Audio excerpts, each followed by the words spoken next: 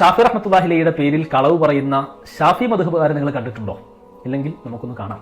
എന്താണ് ഇനി ഞാൻ കളവാക്കിയെന്ന് അദ്ദേഹം പറയുന്നത്? അത് നിങ്ങൾ കേട്ടു നോക്ക്. വലാബസ, ഒരു കുഴപ്പമില്ല. അയ്യത്തക്കല്ലമ റജുലു, സാധാരണക്കാർ സംസാരിക്കുന്നത് കൊണ്ട് കുഴപ്പമില്ല. റജുൽ എന്ന് പറയുന്ന പദം സാധാരണക്കാർ ഖുതുബക്കിടയിൽ സംസാരിക്കുന്നത് കൊണ്ട് ഒരു പ്രശ്നവുമില്ല. ഇതാണ് ഇമാം ഷാഫിയുടെ പേരിൽ ഷാഫി മദ്ഹബുകാർ പറയുന്ന കളവ്. അതെ, ഷാഫി ഇമാം പറഞ്ഞിട്ടുണ്ടല്ലോ, എന്റെ പ്രതിയോഗിയുടെ നാവിൽ നിന്ന് സത്യം കേൾക്കാനാണ് ഞാൻ ആഗ്രഹിക്കുന്നത്. ഞാൻ ആ പ്രയോഗം അവിടെ നടത്തിയപ്പോൾ ഒരു സബുക്കുൽ ലിസാൻ ഉണ്ടായി, എന്റെ നാവൊന്ന് മുൻകടന്നു പോയി. അതാണ് അവിടെ സംഭവിച്ചത്. അവിടെ ശ്രോതാക്കളല്ല, ഖത്തീബ് തന്നെയാണ്. സത്യാവസ്ഥ ഞാൻ നിങ്ങളുടെ മുമ്പിൽ ബോധ്യപ്പെടുത്തുകയാണ്. ഓക്കെ, എന്നതുകൊണ്ട് ഖുതുബ മാതൃഭാഷയിലാക്കാമെന്ന് ഇവിടെ വരുത്തി തീർക്കാൻ നോക്കുന്ന ഈ വഹാബി ഒരുപാട് ഉരുണ്ട് കളിക്കുന്നുണ്ടെന്ന് ഞാൻ പറഞ്ഞതിൽ വല്ല തെറ്റുമുണ്ടോ? ഇദ്ദേഹം പറഞ്ഞ ഒന്നും കൂടി നിങ്ങളൊന്ന് കേട്ടു നോക്ക്. ഖതീബിന്റെ ഭാഷയിൽ, മാതൃഭാഷയിൽ സംസാരിക്കുക എന്ന വിഷയത്തിൽ യാതൊരുവിധ കുഴപ്പവുമില്ല. മാതൃഭാഷയിൽ സംസാരിക്കുക എന്ന വിഷയത്തിൽ യാതൊരുവിധ കുഴപ്പവുമില്ല. ഈ മാതൃഭാഷയിലാക്കുക എന്നുള്ളത് ഇദ്ദേഹത്തിന് ഈ ഇബാറത്തിൽ നിന്ന് എവിടുന്ന് കിട്ടി? ഇദ്ദേഹം ഒപ്പിച്ചു വെച്ചതല്ലേ? ഇദ്ദേഹം ഷാഫി ഇമാമിന്റെ പേരിൽ ഇവിടെ കളവാക്കിയതല്ലേ? അത് തന്നെയാണ് നാം അവിടെ അന്ന് പറഞ്ഞത്.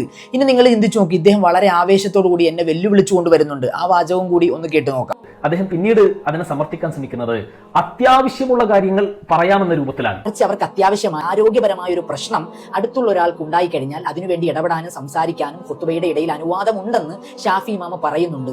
അതെ, ഞാനിവിടെ അത്യാവശ്യമെന്ന് പറഞ്ഞ് അതിന് തെറ്റാണോ? എന്താണ് ഇദ്ദേഹം അതിന് അർത്ഥം വെക്കുന്നതെന്ന് നിങ്ങൾ ഇനി ഒന്ന് കേട്ടു നോക്ക്.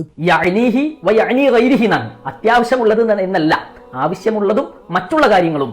കേട്ടില്ലേ? ഇങ്ങനെയാണോ ഷാഫിമ പറഞ്ഞു വെച്ചത്? ഇദ്ദേഹം ഇവിടെ വായിച്ച അറബി പോലും തെറ്റല്ലേ? ഇവിടെ ഇദ്ദേഹം ഒയ്രിഹി എന്നാണ് വായിച്ചത്, ഒയ്റുഹു എന്നാണ് വായിക്കേണ്ടത്. അത് ഞാനൊന്ന് ഓർമ്മപ്പെടുത്തിയെന്ന് മാത്രം. ഇനി നിങ്ങളൊന്ന് ചിന്തിച്ചു നോക്കി, ഇദ്ദേഹം വെച്ച അർത്ഥം ശരിയാണോ? ഇദ്ദേഹം യഅനിഹി വയഅനി ഒയ്റുഹു എന്നതിന് അർത്ഥം വെച്ചത് എങ്ങനെയാണ്? ആവശ്യമായതും മറ്റുള്ളതും. അങ്ങനെയാണെങ്കിൽ നിങ്ങളൊന്ന് ചിന്തിച്ചു നോക്ക്, മറ്റുള്ള കാര്യങ്ങളൊക്കെ ഖുതുബയിൽ പറയാമെന്നാണോ ഇദ്ദേഹം വരുത്തി തീർക്കുന്നത്? യഅനിഹി എന്ന് പറഞ്ഞാൽ ഇമാമിന് അത്യാവശ്യമായത്, വയഅനി ഒയ്റുഹു ഇമാം അല്ലാത്തവർക്ക് അത്യാവശ്യമായത് എന്നുള്ളതാണ് ഇവിടെ അർത്ഥം വരുന്നത്. ഇദ്ദേഹം പറഞ്ഞതും ഇദ്ദേഹം തിരുത്താൻ നോക്കിയതും ഒക്കെ പൊട്ടത്തരമാണ്.